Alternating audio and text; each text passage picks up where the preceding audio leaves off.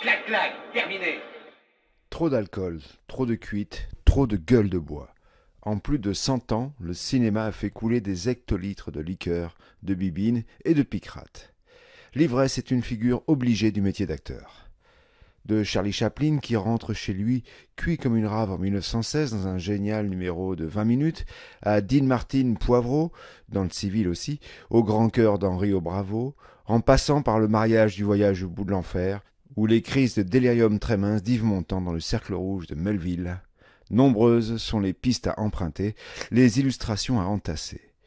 Il a donc fallu tailler, faire des choix parmi les éléphants roses du 7e art, quitte à frustrer, à paraître follement incomplet, voire de mauvaise foi. En 1987, Charles Bukowski est déjà l'un des plus fameux alcoolos de la littérature américaine. Barbet Schroeder, quant à lui, a déjà essayé d'analyser les mécanismes de la défonce, dans Mort, quelques années plus tôt. Mickey Rourke est au firmament et Faye Dunaway ressuscite magnifiquement dans les brumes de Bourbon. Ça donne Barfly.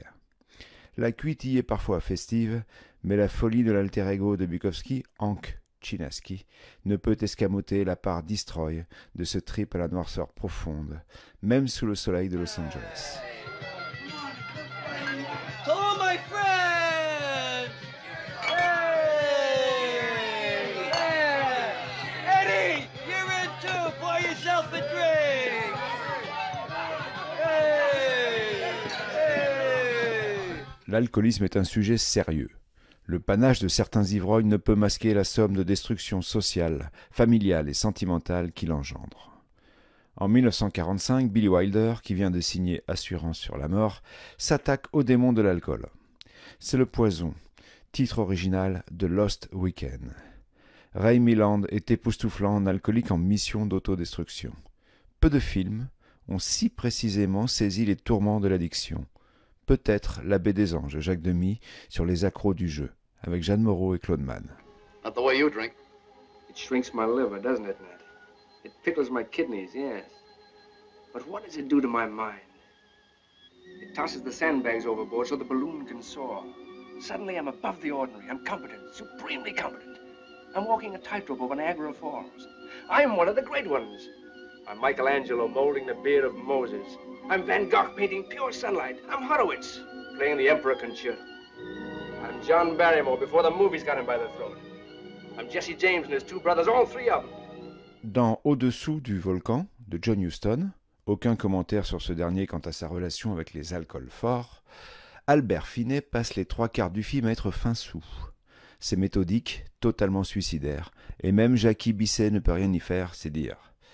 La descente aux enfers de Finney dans un Mexique caniculaire et poussiéreux, au quotidien encombré de croyances plus ou moins païennes et de corridas sordides, est une chute interminable sans possibilité de rémission.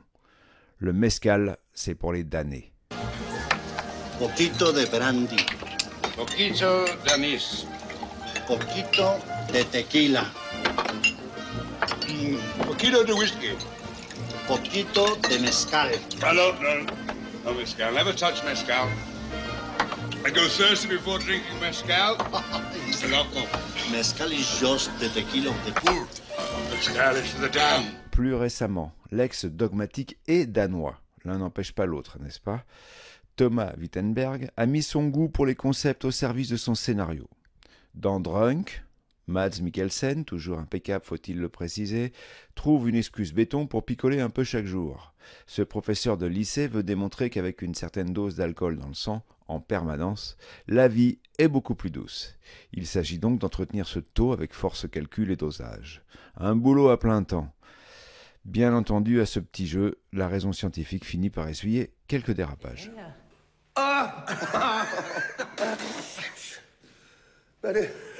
Skål! Skål! Skål! Skål!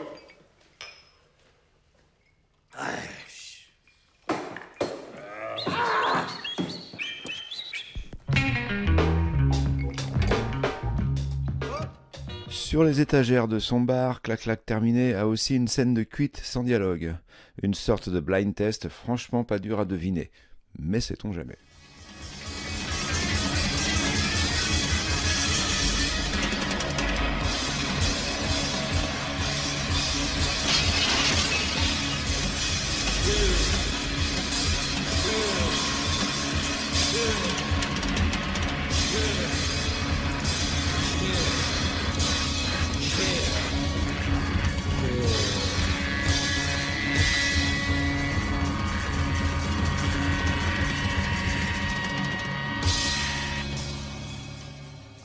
Pour les plus nuls des auditeurs, c'était la monumentale Murge de Martin Sheen dans l'introduction d'Apocalypse Now de Francis Ford Coppola.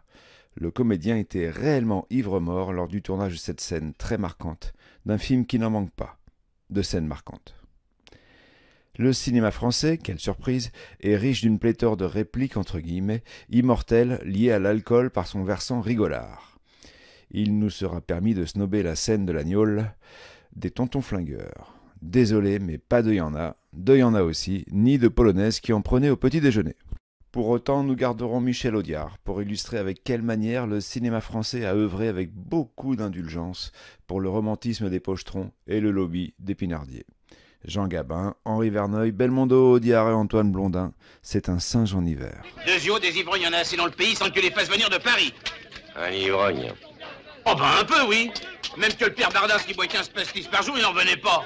Ah, parce que tu mélanges tout ça, toi. Mon espagnol, comme tu dis, et le père Bardas. Les grands-ducs et les bois sans soif. Les grands-ducs? Oui, monsieur.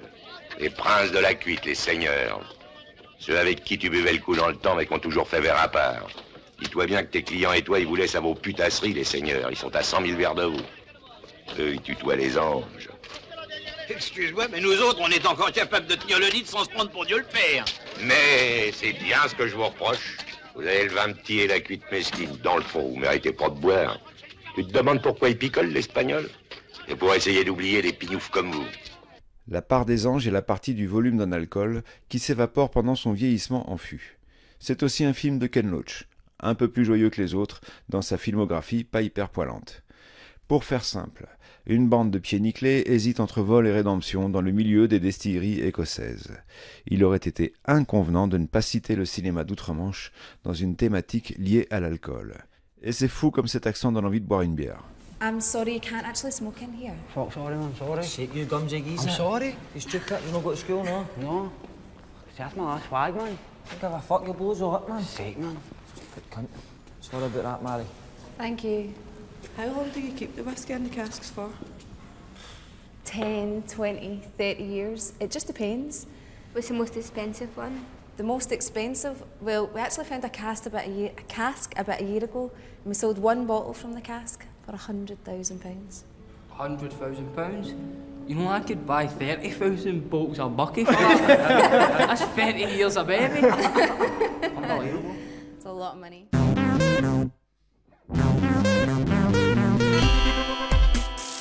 Radio Cobb.